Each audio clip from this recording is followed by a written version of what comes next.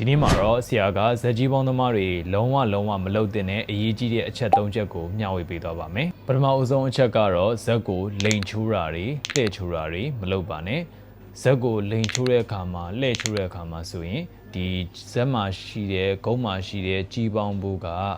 အောင်ကျောကိုတွားပြီးတော့ဖိမိတဲ့အခါမှာဆိုရင်အောင်ကျောညက်ပြီးယောဂကိုပို့ဆိုးစေနိုင်ပါတယ်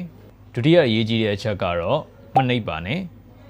တကြမ်းနားလေတဲ့ဆရာတွေကအကျော်ပြုပြင်ပေးတာမျိုးမဟုတ်ဘဲနဲ့မိမိဖာသာအိမ်မှာနှိပ်တာကလေးတွေကိုနင်းခိုင်းတာလုံးဝမလုပ်ပါနဲ့ဒါလည်းဇက်အောင်ကျောကိုညက်စီပြီးတော့ယောဂကိုပို့ဆိုးစေနိုင်ပါတယ်နောက်ဆုံးအရေးကြီးတဲ့အချက်ကတော့ညှော်မိလုံးဝမခံပါနဲ့ညှော်မိခန္ဓာကဆရာတို့တိုင်းစေးပညာအယူအဆအရခန္ဓာကိုယ်မှာရှိတဲ့ဝါယောဓာတ်လေဓာတ်နဲ့တေဇောဓာတ်အပူဓာတ်ကိုကြွစေတာဖြစ်တဲ့အတွက်ဂုတ်တီစက်ကြောတွေမှာထိုးတာ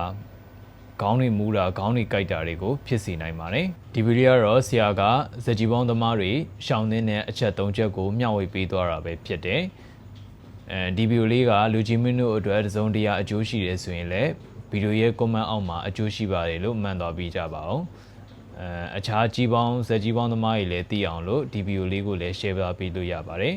ကျွန်တော်ကတော့စီပလက်တိုင်းစီကမ်းမှာဆရာဦးလိုက်မျိုးထုံးမဲ့ဖြစ်ပါတယ်ကျမရဲ့ဘုဒ္ဓတွေကိုညှောက်ပေးသွားမှာဖြစ်တဲ့အတွက်ဗီဒီယိုလေးကိုအပေါင်းလေးနှိပ်ပြီးအားပေးသွားလို့ရပါတယ်